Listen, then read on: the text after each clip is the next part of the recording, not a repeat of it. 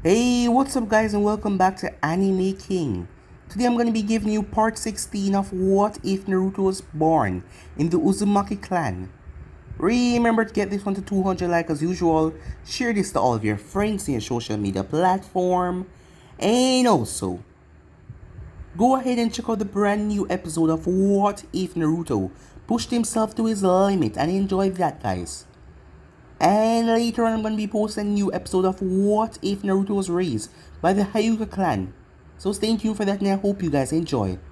And remember, if you're new and this is the first time hearing my voice and you enjoy the videos on both Anime King and Anime King 2, go ahead and click that red subscribe button and become a part of the Anime King family. And thank you for all of your help and your support. And yeah, without further ado, what is to begin this new episode? Begin the intro.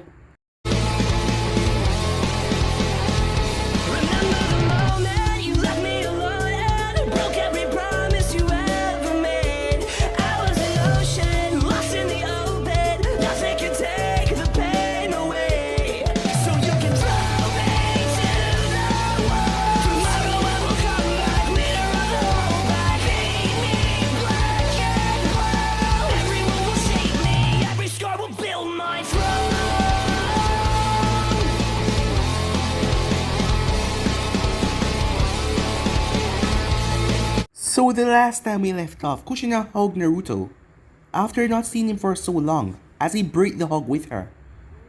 She was deeply saddened, but she could understand. It was then that Minato made a choice that is needed to made, as he saw how hurt Kushina was. So he lied. What the doctors did told him that the birth was hard, but he lied about Naruto's dark power, saying that the people thought that it was dangerous, so he was the one that offered up Naruto to the Uzumaki clan, so their Fuin Jutsu can probably help him. As, despite being hurt and angered, Naruto could understand, as Kushina was given a look by Minato telling her to not go against him. As Minato walked up to his son and hugged him, as he whispered something in his ear. Naruto already knew what his father was going to do, because he cannot return back to Konoha. As Naruto agreed with it, as Minato asked him if he can spend some time alone with Kushina, and Naruto obliged. As the days passed, Minato went to Kumo alone, taking out at least thousands of Kumo shinobis, even killing off the third Raikage and his son A, as the 8-tailed Jinchuriki healer B end up sacrificing himself to bring Minato down with him. So that was another Jinchuriki gone, another tail beast gone, as Naruto is already taken care of Yujito. Akaino burst in the office where Naruto was, as she punched him in the face, as she wondered if he was truly in the right mind. He wanted Kushina to stay here and reinstate her as a citizen of Uzu. Naruto hasn't talked to her yet because she was hurting a lot, but she was dealing with her grief alone. Really, Naruto was kind of happy that she didn't come to him because he didn't know what to say or what to do in this situation. But his father made him promise that he would protect her. And Naruto knew that this was a bad situation, seeing that Konoha would be coming for her soon. After knowing that Minato was now dead, they would want back their military power. They want back their Jinchuriki. Naruto didn't know why, but he kissed Akaino. If it's just to make her shut up or what, but he didn't know why. As Nagato came in the room, as Hanzo called Naruto. Naruto went to Hanzo, as Naruto had a plan. He was not finished with Kumo yet, as Hanzo realized that the boy could take control of everything over Kumo. This boy will soon become unstoppable, a true wrecking ball in the ninja world. As he told them that he would still help them no matter what. They have been nice to him, and also gave his Uzumaki children home. So he would not forget that. He would do in all his power to protect them against the hidden stone. Some time passed as Naruto was called by Kisame. Naruto was surprised that he noticed something was wrong. Kisame, Haku, Zabuza, and another member was there. Naruto ended up killing the other man as Madara, Zetsu, yes, the real ancient Madara appeared. Naruto held fire blazed right through Zetsu, but not before Naruto went through his mind, learning everything about Kaguya and what that being wanted to do. Naruto ended up slashing and cutting down Madara. Madara was too old and weak to fight him, as Naruto let the Rinnegan even burn as well. That was not Naruto's goal, to gain some kind of superiority power. He was going to gain power on his own, as he had already taken Monotope by ending Yujito's life. As the tailed beasts would go away from this land, they are not to be used as mass destruction again, not to be used anymore. When Kisame came to, he saw that he was still alive, as Naruto didn't kill him, even though he was under illusion, as Naruto told him that he was with him and he would not strike him down. As he went and met up with Haku and Zabuza, Kiri was under, a lot of problem. Seeing that, the second Mizukage was starting a lot of problem, as Haku and Zabuza asked for Naruto's help, and the only thing Naruto asks for in return is their 2 Jinchurikis. Give him that, and Kiri shall be free. So yeah guys, that was basically that's where we left off. You guys can switch across the page and check it out for yourself. So let's start this new episode. Kushina stood at the border wall of Uzo, along with many of her clansmen. As the sun was rising, it has been 2 days since Naruto left the fort. Uzumaki left the village for a task. He had left Arima in charge, but none of them knew what he went to do. He just said that he will be back soon. Many has resented his decision for him to leave the village while it was so vulnerable, but as he returned they cheered, because her son was returning back riding high on his white wolf with an army of thousands behind him. The men behind him were all dressed in the Akatsuki uniform and they were armed to the teeth. They marched with discipline and loyalty behind her son. Gods, how many men are there? Asked a startled Uzumaki. I am guessing more than 7,000, replied her older Uzumaki. Just how many soldiers does Lord Fort have under his command? Another one asked in awe. The large army stopped as Naruto turned around and faced them as he started to give them orders, as Kushina watched the army scattered around Uzo in defensive lines. Thousands of them marched toward the sea, where Kushina saw the ships coming towards them. Another group of allies perhaps? As she watched Lord Arima ride through the gates with many other commanders and met her son. As they all bowed down to him, he addressed them all and told them what was going on. When the commander signaled back to the Uzo army, telling that they were allies, everyone cheered even louder. She saw the people as they were proud of their fort, admiration in their eyes, the women and girls, looking like they want to jump right on her son. He waved at his people and smiled as they all roared for him. A lone tear fell from her eyes. Your father would be proud, she thought. Looking at him, he looked just like his father despite his hair. As she remembered his father, he had died protecting all of them, doing what he thought was right. The only man that she had ever loved. The only man that she would ever love. For all of his faults and his mistakes, she still loved Minato no matter what, and she missed him. She felt someone arrive beside her. It's time you two talk, said Nagato. Looking at this boy, she knew that he was one of Naruto's best friends. Do you hate me? She asked. At first, yes. You and his father caused Naruto a lot of pain. But life is too short for bitterness, Nagato said. Kushina looked in his eyes and understand this boy also probably missed his own parents, who were probably dead. As she had seen this boy with Akeno and her son, while she sensed something between her son and Akeno, she had sensed a kind of blood brother relationship between him and Naruto. It was like they were brothers. As Nagato looked at Kushina, as he saw that she truly cared for Naruto. Naruto is a leader of man and a fine commander, but he is still young and lacks the deeper knowledge of the world, unlike you. I have to go back to the Hidden Rain, Akeno too. War is coming, said Nagato. Kushina could see that he was worried for the future. You are his best friend and Uzumaki born. You should stay, said Kushina. A pained look arrived in Nagato's eyes. They stared at her. We are sworn ninjas of the Hidden Rain now. We have to protect the nation that helped us and sheltered us. Do you remember our clan's word? He asked. Family, duty and honor, Kushina said. We march for the Hidden Rain today, but before I leave, I would like to know that you are there for him. The clan does support him, but they are awed by the power and the victory that he holds. Me and Akeno are not going to be here to watch over him, So I need you to do it. As he then turned to walk away, but she stopped him and asked him something. Why do you care about my son so much? She saw him give a smile. She can see they had been quite through a lot. Because he's my dream.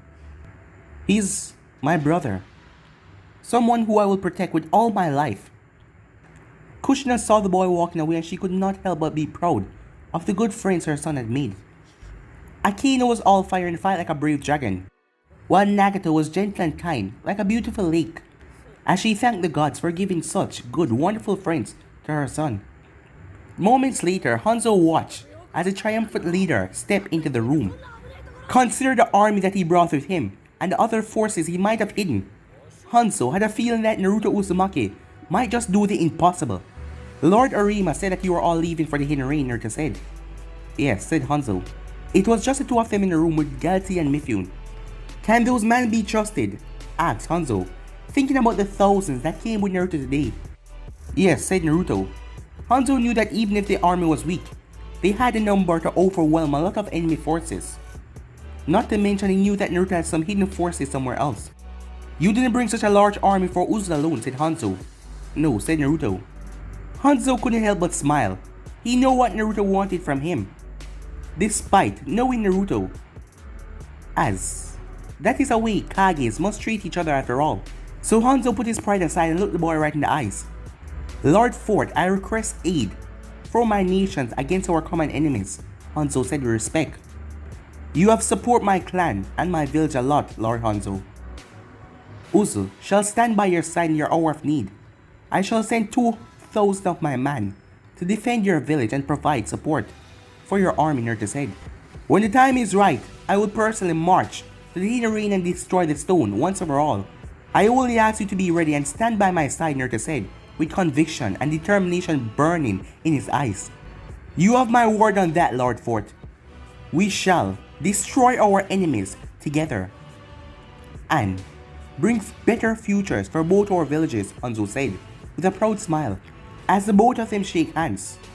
I always repay my debts, Naruto said. Hanzo couldn't deny that anymore.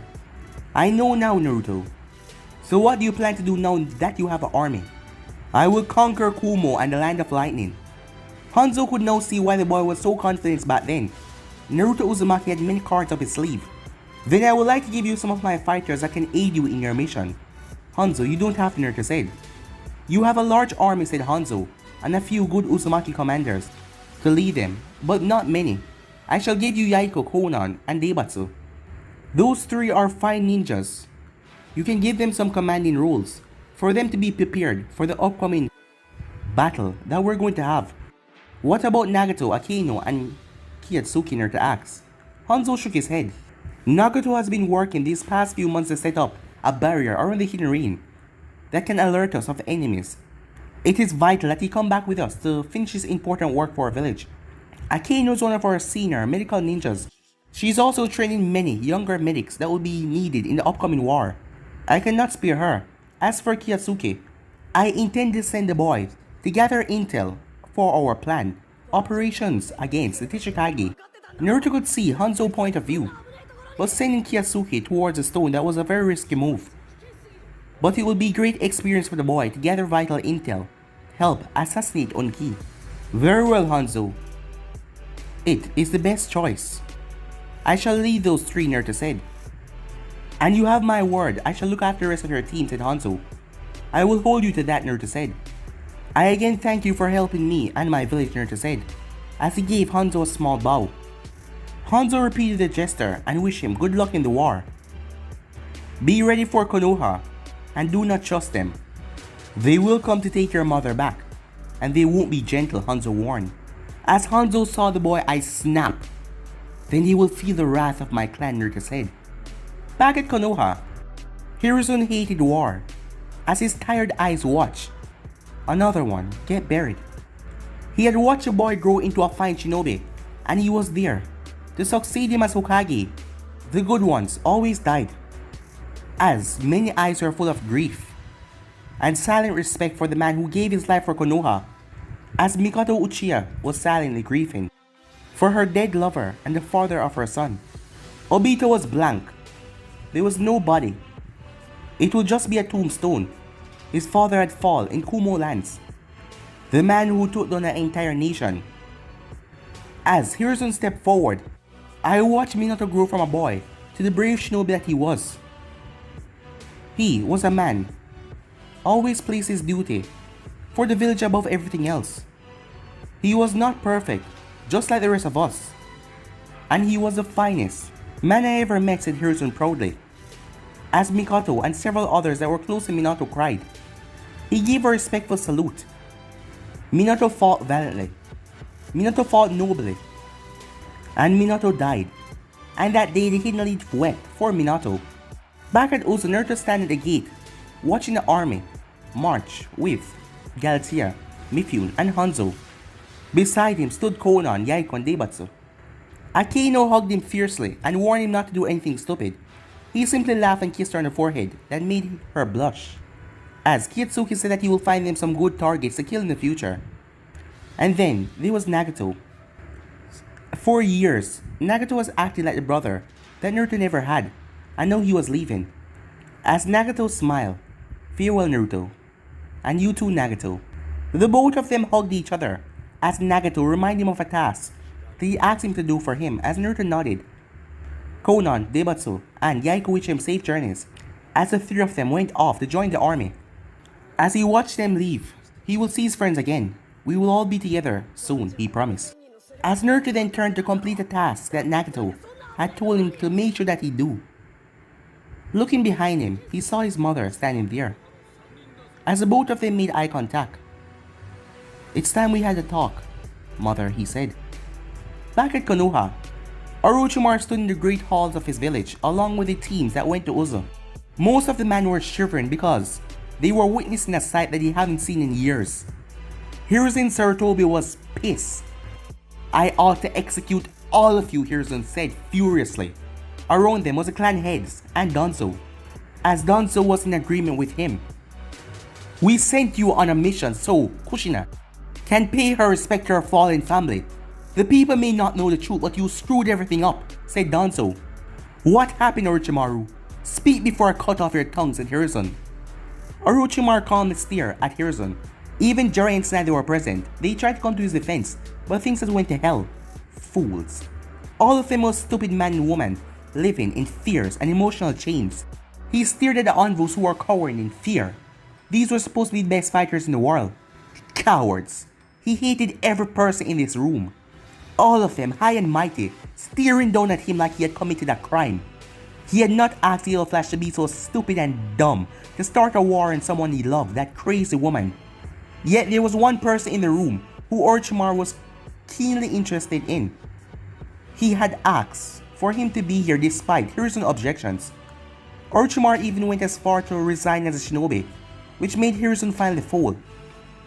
So, Obito Uchiha was sitting in the room, his lifeless eyes just watching everything. The boy was wearing his uniform, but he looked like a dead man. But not for long. Orochimaru had a plan. Soon, these fools will follow him. He will make it so. Thank you for dying voluntarily, Minato. Now no one can stand in my way. Once I become Hokage, I will do as I please. Orochimaru, Hiruzen snapped, snapping Orochimaru from his thoughts. Ah yes, the reason Minato is dead, the reason Kushina is not with us is quite simple. Akatsuki. He smiled, seeing that he got their attention. What about them? They're just a small-time mercenary force, said Hayashi. They are the same force that freed Uzo from the captivity of Kumo. The same force that currently hold Kushina Uzumaki hostage, said Orochimaru. Chaos broke out as everyone started to argue over this news. Silence, said Hiruzen, as he looked at Orochimaru. Explain. Do you think Minato attacked Kumo on a whim? Do you think he wanted to start a war without reason? Do you really think that he was fool enough to sacrifice his life like that? The envoys under him knew the actual truth, but they had went along with him to hold their tongues, ensuring that their life was spared. Why? As everyone turned, it was Obito, the one responsible for Kakashi's death, responsible for Kagamai's death, and many other Uchihas and Shinobis. He was the one that forced Minato to die. Everyone. Silence broke out in the hall as everyone listened to Orochimaru's words. Obito had his fist clenched, as his eyes were showing the two-tomo Sharingan, a cursed power he unlocked after losing his best friend. Orochimaru then pressed a button as the scream came down, as they saw the boy standing there. Meet Naruto Uzumaki, the leader of the Akatsuki, the fourth Uzukage, and also the son of Minato and Kushina. The shock that passed through the hall was even more greater than the time that they heard that Minato died. Everyone stared at the boy as they saw Minato's face, and Kushina bright red hair. Hiruzen went deadly pale as he saw the baby he was once forcibly given away stare back at him with those cold blue eyes. Orochimaru passed out pictures of Naruto leading the Akatsuki force on the battlefield, the people naming him the Uzukage, and the last one showed Naruto fighting with his dark chakra. There was no mistake in it. Again, Hiruzen realized giving away Naruto to Uzu was a big mistake on his part. Orochimaru didn't care for any of these fools, as he allowed them to bicker back in front. "Tell us everything," said Hiruzen. So he smiled and told them a tale that will change everything, of course in his favor, as he told them everything up to the point where they ran out the Kumo forces out of Uzu. That was when the cruel wicked boy, Naruto, captured his mother and held her in imprisonment, telling Minato to attack Kumo or watch Kushina die. Why didn't Minato just kill the boy, Danzo asked. Because the boy was his son regardless and Minato loved him. He also had the Akatsuki and entire Uzu back in his madness. They all wanted revenge for Konoha not helping them. Our brave Yellow Flash didn't want to kill his son, or neither could he let Kushina die, so he attacked Kumo in the hopes to prevent war between Kumo and Konoha and Uzu. He died a hero, betrayed by his own blood. Orochimaru was dying with laughter on the inside as he saw the heartbroken looks on these fool faces. Hiruzen stared at Orochimaru with suspicion in his eyes. He asked the envoys if these were true. All of them said the same thing, that it was true.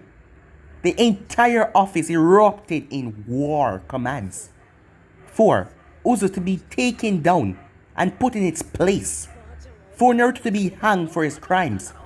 Even Danzo urged Hiruzen to go to war after Orochimaru signaled the old crony that it would be beneficial for the boy to be killed before the truth was revealed that they had attacked the Uzumaki survivors when they had came to Konoha in the first place requesting shelter. As Hiruzen told all of them to shut the hell up, making the entire hall went silent. Uzu had been our sworn ally since the beginning. Our village has shared ties of blood. But Sensei, Orochimaru said, Hiruzen released a massive killing intent that made him shut his mouth, as well as everyone else. I am the third Hokage, boy. You have said what you want to say and I listen. Now keep your mouth shut and listen. You have already failed me once by not helping Minato and staying in the shadows like a coward, only gathering information. So, I should have joined Minato in a folly and started a war with Kumo and died along these envoys. Forgive me if I'm not so dumb, Sensei. Orochimaru was pissed. What was this old crone doing? This is not how he was supposed to react. Silence, said Hiruzen. Orochimaru seated in anger as this man was speaking to him like he was a child. But he looked at the rest of these hypocrites, many of them agreeing with Hiruzen. But he knew they would have done the same thing if they were in his place. We are already at war with the Sand. I will not go to war with Uzu, said Hiruzen. Jiraiya, Tsunade, the both of them stepped beside him. You both shall go to Uzu under a peace banner. Tell the Lord Fort I want a meeting to end this madness between our two villages. Hiruzen, he killed Kagami and many of our shinobis, shouted Fukaku, the new Uchiha clan head. Hiruzen glared hard at him, that made him flinch. Kagami would never want more Uchiha children to die for him. A war would just be doing that, said Hiruzen. As Hiruzen turned towards Jiraiya and Tsunade, who seemed proud of him doing this. We will not dishonor Minato's sacrifice. Get me an audience with Lord Fort at any cost. We will not fail, Sensei, promised Tsunade with a fire in her eyes. The Senju and Uzumakis were family, and Lord Fort had an obligation to allow his kin pass. Yes, to allow Tsunade to pass in Uzu regardless of his hate for Konoha. We will put an end to these flames of war, promised Jiraiya. Hiruzen smiled and wished both of them good luck, These two were his pride and joy, and he knew they won't fail him. As Jiren and Tsunade walk away to complete their task, Hiruzen saw Danzo and Orochimaru exchanging secret looks with each other. There was still some talks amongst his people. He slammed his fist on his decks, silencing them all. Hoshirama and Tobirama will never forgive him if he killed their Uzumaki kin and destroyed their only ally in the world. Couldn't these people see that? There will be no war with Uzu. And this is the will of your Hokage. One by one, all of them bow, knowing that if they go against his will, it will grant them a swift execution. Orochimaru and Danzo were furious, but they bowed nonetheless. Yet, in this peace, Hiruzen did not realize a small, sinister hatred started to build in the room. A hatred that would make everything take a new turn. Time skip. Kushina smiled as she saw her son smiling as they were on top of a building. As they were watching two Uzumaki children play with wooden swords, man busy guarding the village and helping with construction. A teenage girl tried to ride a horse, much to her mother's worry. There was hope for a new future. This is where I belong, Kushina thought to herself, as she stood in her homeland between her clan and her son. He was her pride and joy. She could see the fine man that he had become, as he patted the wolf on his head, as Ghost just gave a healthy smile. He then turned as he walked towards Kushina. Kushina stepped back a little. "You're my blood. He will not harm you," Naruto said. Kushina gently leaned down and touched Wolf as he licked her cheek. "He liked you," said Naruto. "What if he didn't like me?" Kushina asked. "He would have chewed your head off," Naruto said. Kushina didn't doubt her son's words, seeing that she had seen this wolf tear through men on the battlefield like they were rag dolls. It had fears to protect her son and followed him. "He is bigger than any wolf I've ever seen," said Kushina, as she started to pet the wolf. "Hanzo told me he's a dire wolf, rare creatures who bond with only a select few. Hanzo's brother was the only other one with his wolf bonded. Hanzo gave him to me," Naruto said. "You should not just call him a wolf. He's your battle partner after all. Give him a name." "Me?" said Kushina in surprise. "Why not?" Kushina blushed. I'm not that good with names," she said. "You name me," Naruto said. "Yes," she said. Naruto came beside her and kneeled down. "What does it mean?" he asked. Tears well up in her eyes. A motherless boy who doesn't even know the whole meaning of his name. It made her just beyond sad. Who never had the love and the protection of his parents. He had grown up alone like a lone wolf. As she realized what the name the wolf should be given. "I named you Naruto because you were born in the midst of a storm. Your name means maelstrom, like the ones I experienced in my early years in this village. I hardly remember my time here because I was taken young to be Konoha Jinjuliki. But I remember those storms, and I named you after this home that I lost." He lowered his head. "It seems like we both live troublesome life," he said. As Kushina saw it drop on the ground, he was crying. As Kushina lifted up his head and wiped away his tear, "We're home now," she said. As his hands started to shake, he then hugged her. As she looked down at him, she remembered apologizing for everything, for not loving him, for not being there, for not fighting that much. She apologized for everything, but he did not say anything back then. But it seems like he was rethinking everything. He then said something that gave her hope. I missed you, mother." As the wolf came over and started to lick their tears away. As Naruto looked up at the wolf, "I think he should remain with his name," Naruto said. "I don't think I'm going to change it." Kushina looked at him. "It's Ghost," Naruto said. As Kushina looked at the wolf and saw his eyes, those blood red eyes, and his white fur. It suited him," she said. "Ghost." Naruto blinked as Ghost tackled Kushina down to the ground and started to lick her face. As Naruto saw her smiling and laughing, seeing how kind and gentle his mother really was. As he remembered his friends Nagato had told him to give Kushina a chance. Akaino was fiercely against her though, as she didn't like all the pain that Kushina caused Naruto back then. Akaino, otherwise she trusted Nagato, and if he thought it was right, maybe Naruto could give her a chance. "Thank you, brother," Naruto thought, as he saw that it was the right thing to do. Moments later, Kushina walked through the streets with her son by her side. Almost everyone called her son Lord Fort. Some even came up to them Well, mostly women and girls. But he was her boy and she just got him back. And all of these girls seems like they want to take him away. So she glared at all of them. But surprisingly, he dealt with the attention good, as he chatted with the girls that came up to him. But then Kushina noticed something, the way he spoke. His charm, it was rather fake. Sure, he talked with them, he even joked, but he wasn't showing any joy. It was like he was wearing a simple mask that he put on to blend with people. He wasn't really enjoying himself with them. Nagato had told her that he was trained to be an assassin. She had found it quite shocking, but as she watched him she could see it. She was looking at his skill of deception. Well, here we are, Naruto said, as they reached a decent building with apartments. As they went upstairs, when he stepped inside on the third floor in one of the rooms, the door was broken. As an icy look came in his eyes, suddenly a young girl rushed inside. She paled, seeing him standing there. This was his apartment, the place where he had lived his entire life here. Forgive me, Lord Ford, we were just about to clean it up. He raised his hand. Can you get me some cleaning tools, he asked. My lord, the girl said in confusion. What's your name, Naruto asked. Inu, she said.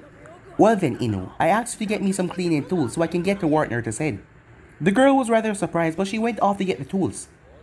He saw the look on Kushina's face, so he decided to explain. Lord Third taught me that a man must do these tasks on his own. This has been my room my entire life, my house, where I've stayed. And this is my responsibility, he said, making her smile. Well, it will seem that Lord Third taught you a lot, she said. As Naruto smiled sadly, yes, he said. He made 2 clones as he started the cleanup process, as Kushina made 8 clones. As he looked at her surprised, she scratched the back of her head. Jinjulki has large chakra reserves. I see, he said. Good thing, I guess. Thank you for helping me. Of course, she said. I'll help you settle your home. Our home, Naruto said. Kushina felt her heart stop hearing that. Are you sure?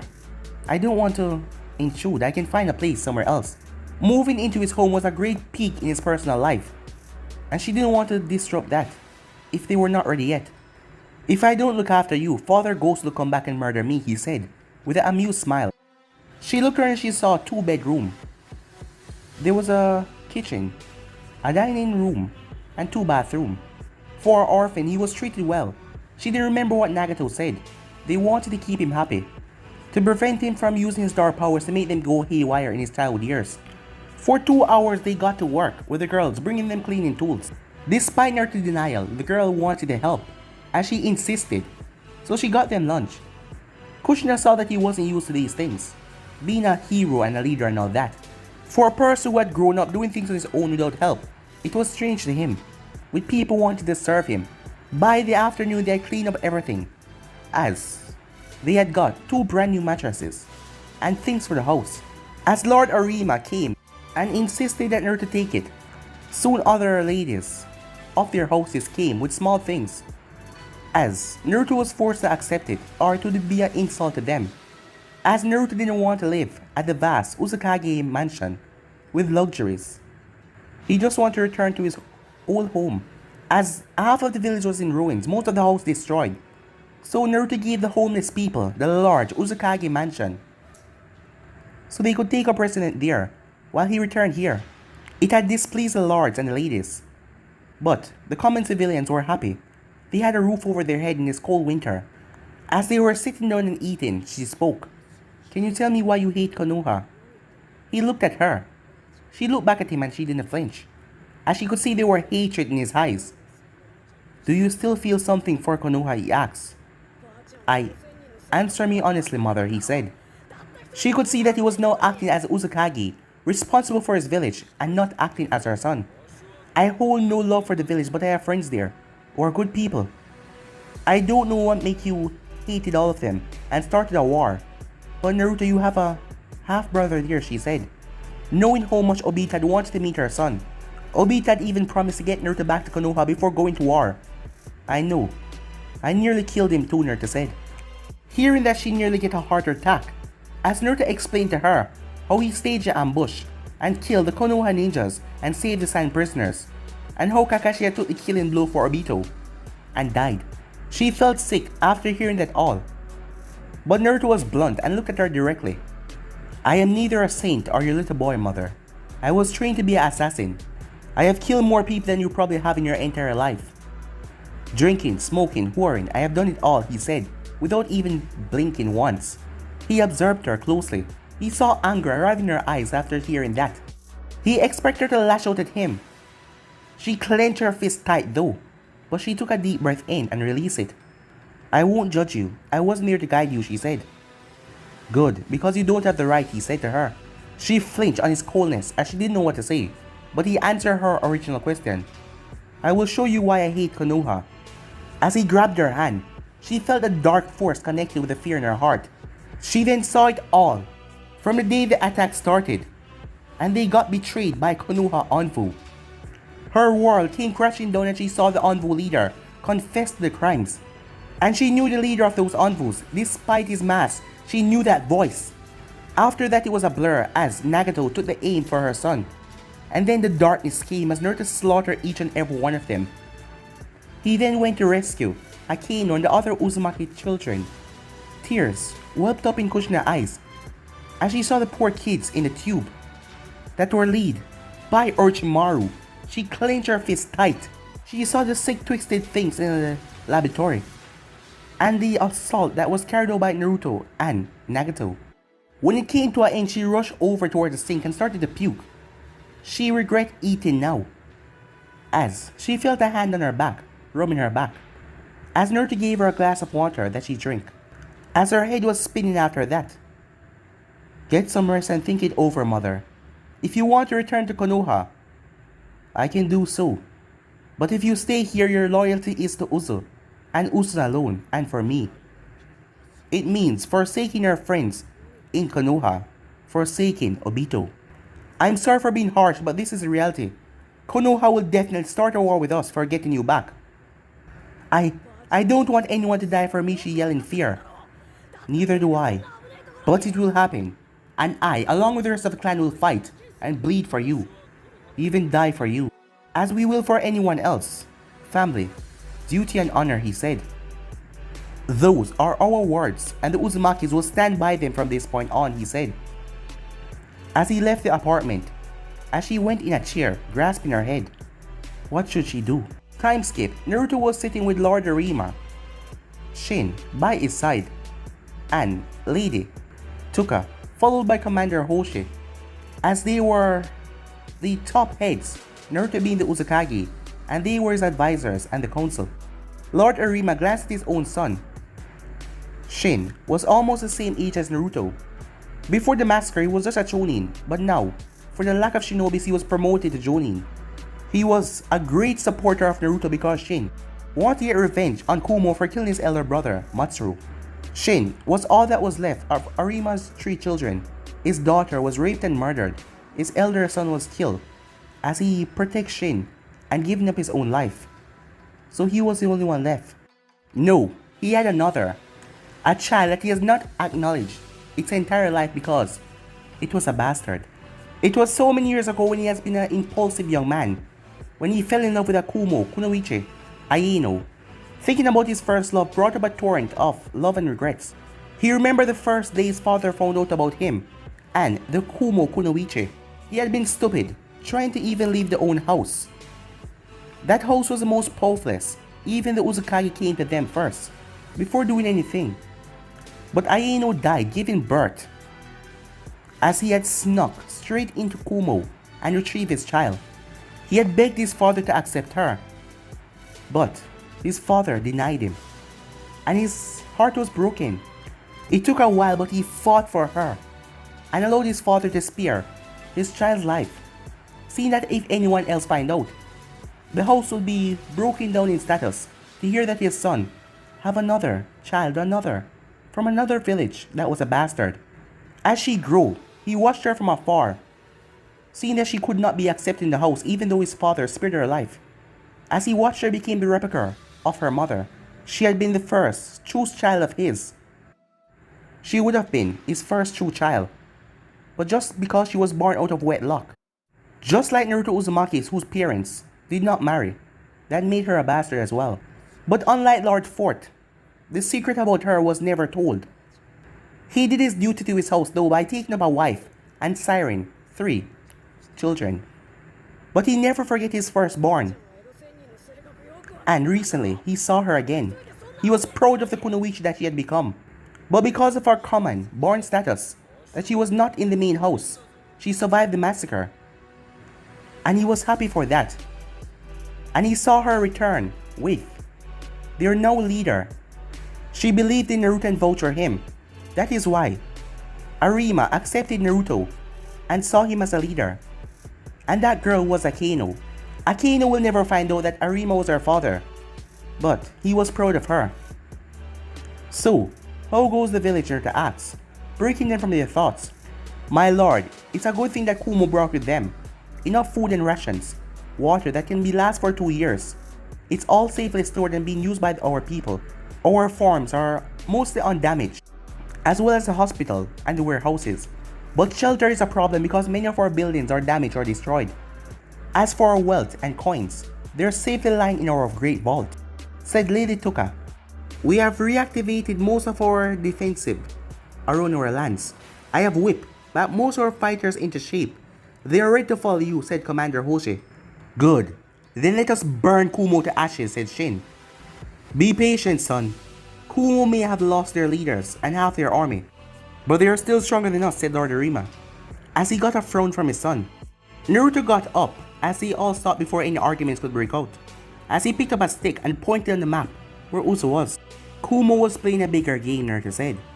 They wanted to use Uzu as an advantage. From our lands they could stretch their supply line and launch deep strikes against either Konoha or Kiri. The Raikage was quite the thinker. What's the matter, said Shin. We must still face them in open combat and get justice for our people no matter the odds. As Naruto glanced at Shin, the fool did not understand that their faction did not stood any chance against Kumo in open ground battle. Knowing the lightning daimyo, he would use the invasion as a perfect opportunity to rally all of his crumbling forces. The Akatsuki army were all transformed Zetsu soldiers who were barely decent soldiers. Their only advantage was their sheer numbers that would be nothing if the Kumo commanders managed to crush them. But Lady Tuka, she was more focused on rebuilding Uzu than leading any revenge for the future.